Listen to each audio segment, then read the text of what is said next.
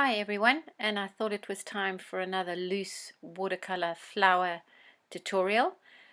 I don't know if you've seen any of the ones in the past. I did of thistles and roses and wildflowers, but this lavender grows in my garden, and I thought you might enjoy seeing a tutorial on that. I'm going to be painting some of this lovely lavender that is growing in my garden, and it smells absolutely divine. But as you can see, I have got nothing on the page yet, so I won't be doing any drawing. I will just be doing it straight on the page, and then maybe at the end I might come in with this charcoal pencil. It's a 4B very soft pencil, and that just gives really great definition.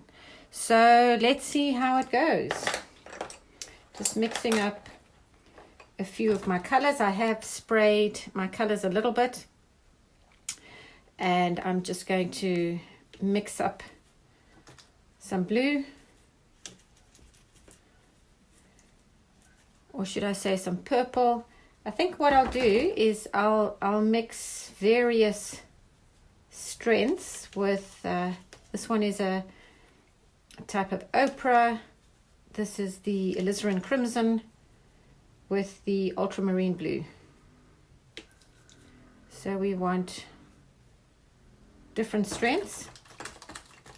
And then what I'm going to do is I'm just going to mix up a little bit of green as well, using the ultramarine again, and then the sap green. And this makes quite a nice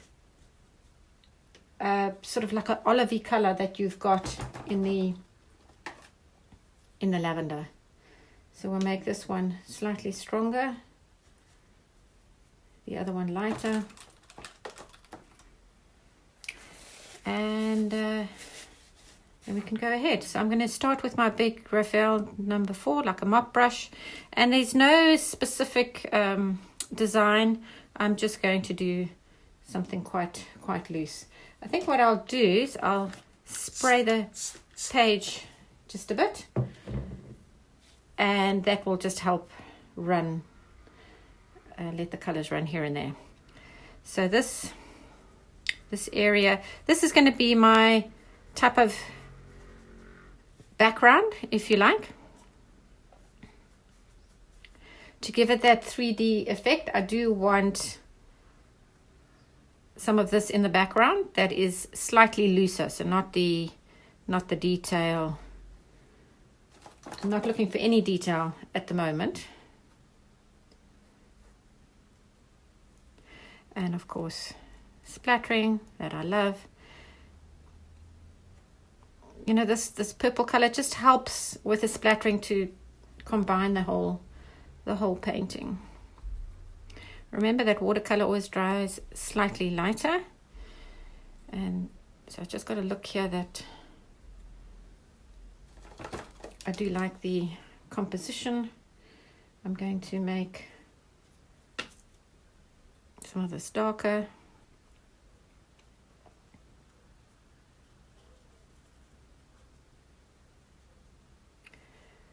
So not thinking of any detail right now.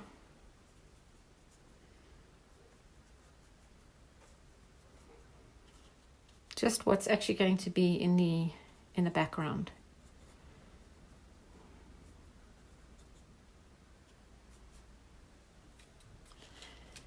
So I'm going to let this dry first, and then I'm going to come back and put some more detail on.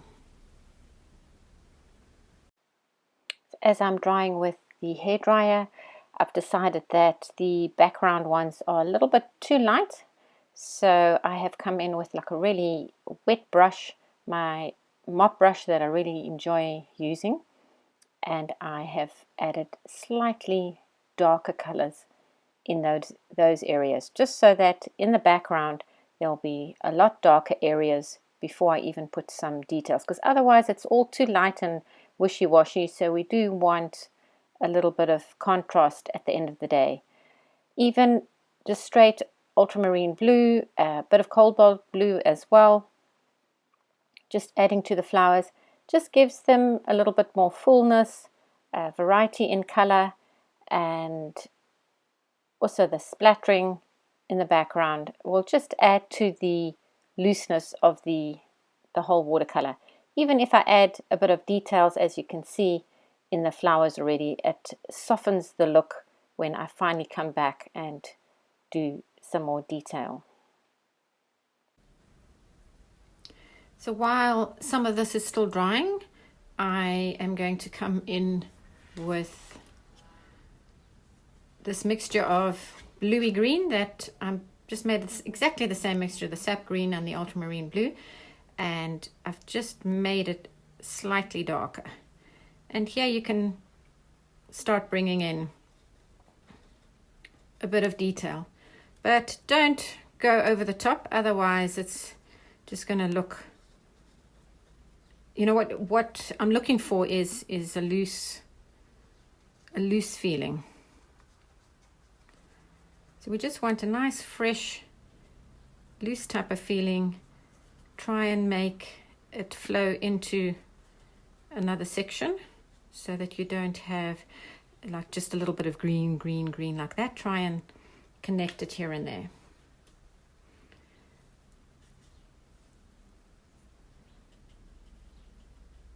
So it doesn't matter if it goes into the flowers. I mean, if I had to hold it like that, it would be going into the flowers. So you don't have to stay with a specific design. Of course, being an artist gives you the license to do whatever you want to do. And this is a great, these stems are a little bit longer there.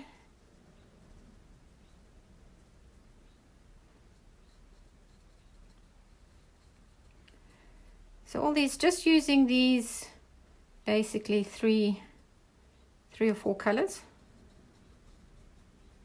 and I might go slightly darker in here while it's still wet.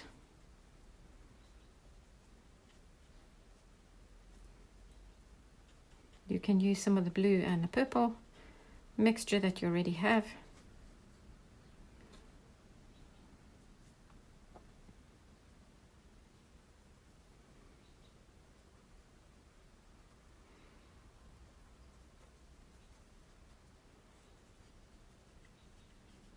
Just nice and rough. So I'm going to let this dry again, and then I'm going to come in with my charcoal pencil. I have decided that my lavender does need a little bit more darks with the watercolor, because these are a little bit wishy-washy. So we'll just define them. But you don't need to do every one, because you wouldn't be doing those in the back, because that's sort of in the background.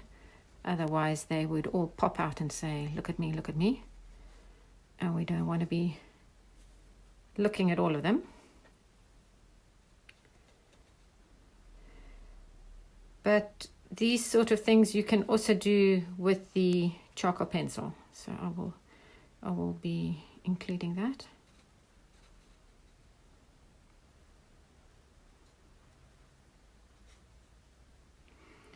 And maybe just a little bit of, bring that color down here and there. So this again is my charcoal pencil, and here you can do some more detail if you like. I like it. It's nice and dark, and it just gives that little bit of extra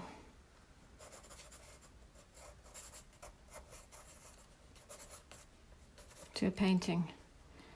I like the fact that it has the two different mediums. So I don't want to do just all the pins if the water's if it's dry enough here and there. Where the page is still a little bit wet, it's not gripping as nicely, so remember to keep your wait till it is dry. But I'm just going to carry on here because it's actually quite nice that some of it is darker and some of it isn't.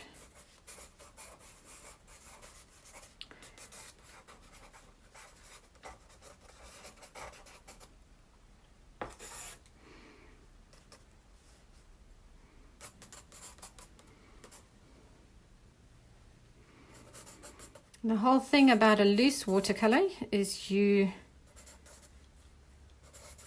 don't want to do too much. I think you've got to know when to stop, which is not always easy. Sometimes one tends to do too much. But I think that's it for me. I might just add a few more splatters at the top here. And then I let that dry, and then that's the lavender from the garden completed. So if you have enjoyed this, please don't forget to subscribe and press the like button.